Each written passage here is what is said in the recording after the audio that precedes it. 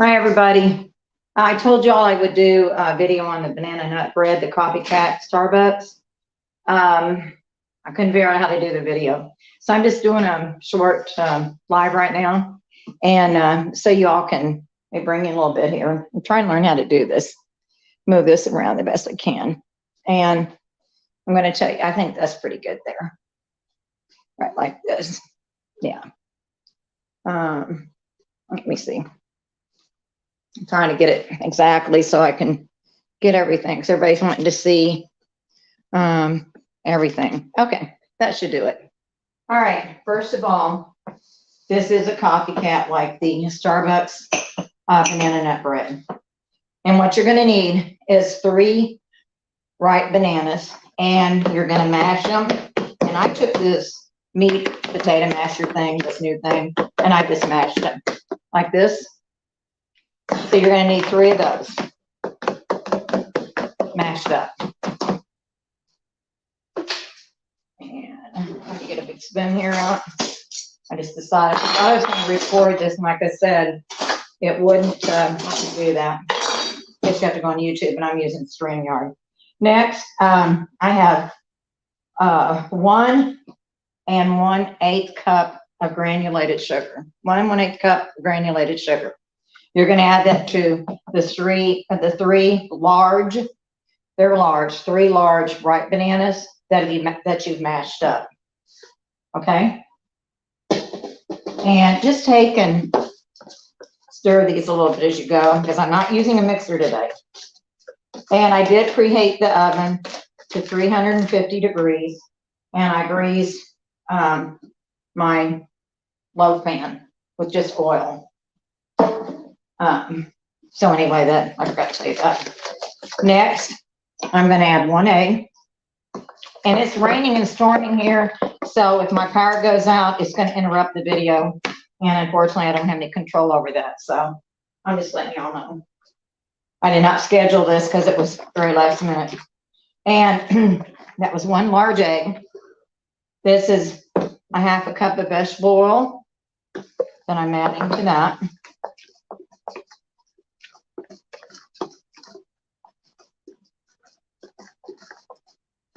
And I'm adding 2 tablespoons of buttermilk. If you don't have buttermilk, it tells you online how to make buttermilk using either vinegar or a lemon, fresh lemon juice, or I guess bottled lemon juice. You could use that too. And you have to let it set for about 10 or 15 minutes. And I forget, I think it's for a 1/2 cup of milk. You have to let it sit until it kind of thickens up. So anyway, that'll give you an idea on that. And then I'm going to go ahead and put the teaspoon of vanilla in, because that's the liquid ingredients, okay?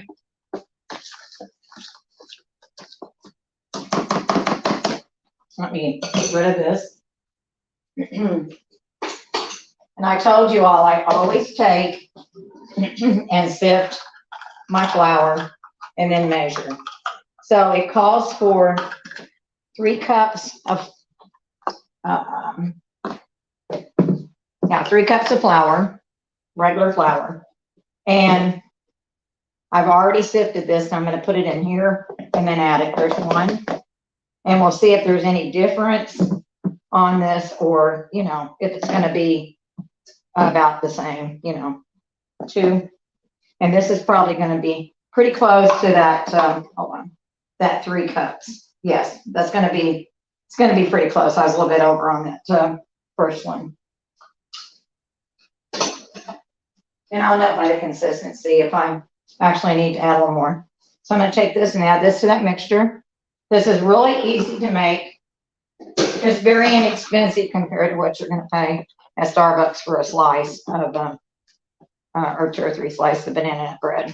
So let's mix this flour in. And I also have, there is a teaspoon of baking soda, 1/4 of a teaspoon of salt, and a 1/2 teaspoon of cinnamon that I'm putting in with these dry ingredients. And I'm going to get a whisk. I'd rather use my whisk, so I'm getting that. Like I said, guys, It wasn't planned. I just couldn't record it, and I told y'all I'd do it. So anyway, I've got this here. I'm gonna get this all mixed together, and then you're gonna add a half a cup. You can use pecans. I'm using walnuts. Half a cup of walnuts to this. And of course, it's going to have some lumps in it because of your bananas. So as long as you sift with that flour, you should be fine. I'm just saying, you should be. But make sure you go to the bottom of your bowl, tip it, go to the bottom so you get everything incorporated in that batter. And I mean everything. I will try to post the results of this later. Maybe I can figure out how to do a video and just load it to YouTube, and then y'all can see that. And if I can do that, I might do, depending on the weather, a video, a new one I found of the butternut biscuits. All right, I'm going to take this pan, get it over here. I'm going to put this in. Like I said, let me wash my hands, guys. This is a very quick recipe. I mean, it's quick for this banana nut bread, but I tried it before, and personally, I don't care for banana nut bread. I don't really care for bananas at all, but in this, I like it as well as I do date nut bread, pumpkin bread, any of those breads. This recipe I found, this copycat recipe. This is not mine. This is another home cook. I just found it and decided I was going to try it, and I like it. So now we're going to take and add this in, pour this into this pan, and it's going to take it 60 to 70 minutes to bake. Just letting you know that. Make sure it's done. The way you find out if it's done, you're going to put a toothpick in the middle of the bread, and if it comes out clean, it's done. If not, it needs to bake a little more. If it's getting too brown too quick, take and cover it with a little bit of foil, you know, depending on how your oven's heat. Some people, I think, said they baked it at 325 in my oven oven, and it called for 350, so that's what I'm doing. Then, now that this is ready, I'm going to take a few extra walnuts because that's what they have at Starbucks, and I'm just going to put them on the top.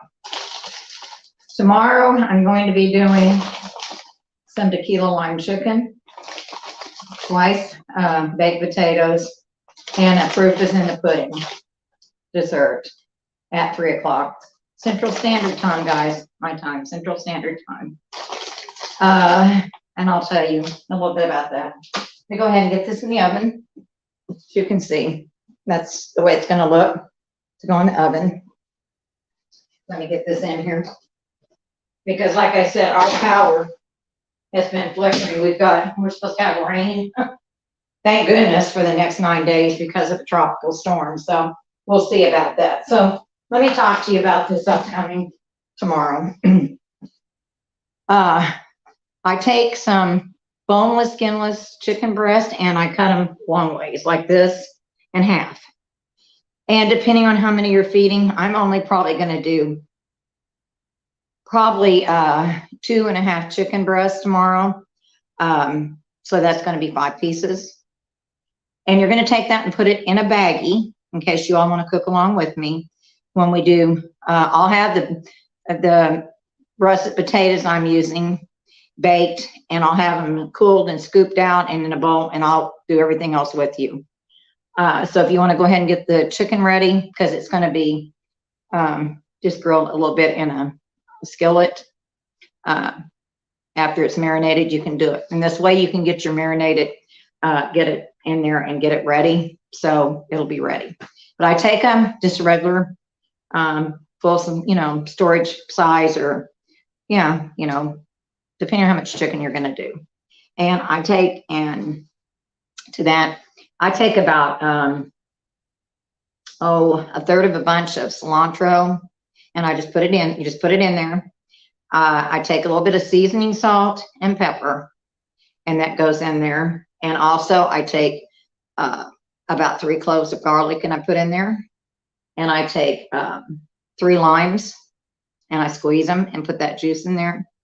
Now for the tequila, I do use real tequila. And I go, because nobody drinks in this house. I get those little bitty bottles you can get at the liquor store. They're about this big.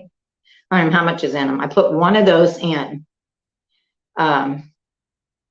It gives a little bit of flavor, but you're not going to taste the heaviness of that, of the tequila. You can use any kind of tequila, but it has to be tequila. And I just get one of those because they're like $1, $1.15, $1.25 at the liquor store. And you're going to put all that in that bag with those chicken breasts and let them marinate. They need to marinate a good 6 hours, guys. So I'm just saying, if you want to go ahead and do it ahead, that's all there is to it. It's just the split boneless, skinless chicken breast. It's 3 limes. I squeeze 3 limes to what I'm saying, about 2.5 pieces of the chicken breast, about 1/3 of a bunch of the cilantro, and I've used that Lawry seasoning salt and the pepper, and I use about 3 cloves of crushed garlic in there, 2 to 3 cloves, because we like the taste of garlic in it too. Then we're going to take that, when it's done marinating, you're going to take it and you're going to, oh, also, I forgot, you have to take and put about 1/3 of a cup of oil in there with it. You need 1/3 of a cup of vegetable oil. You can use olive oil too.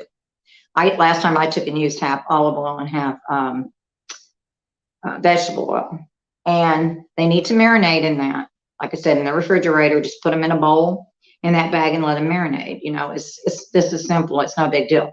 When we take it out, I'll take it out tomorrow, and you're going to take, you don't rinse or anything, just pat it dry a little bit, because you're already going to have your oils and everything on there. And you're going to get a very wide skillet. If you've got a grill, a little grill you can put on, that's great. I was going to attempt to do it outside, and I can't because of the weather now. So I 86 that. I thought, well, it's going to cool down, but now it's been raining and the power's been flickering and going off. So I'm not even going to chance it. So anyway, and then we're just going to take and cook those. If you overcook them, guys, they'll dry out. I'm just telling you. You have to be very careful when you do them. And like I said, depending on how many people, I'm going to do probably 3 of the big russet potatoes, and I'm going to bake them off, let them cool, scoop them out, and mash it up. You're going to have a little bit of cream cheese, sour cream. I use bacon bits. I just buy the packages. I don't use real bacon. You can use it. You're welcome to do that if you want to. I use the tops off with some green onions or scallions. I take and cut those up, and we're going to put cheese on the top, and we're just going to have butter and a little bit of cream in it and stuff those, and they're going to go in the oven. And I'm probably will go ahead. Somebody's trying to call in. Sorry, guys. I will probably go ahead and, oh, never mind. I just got a text message. I will do the potatoes first and put them in the oven so you can see what they'll look like by the time we're done with that.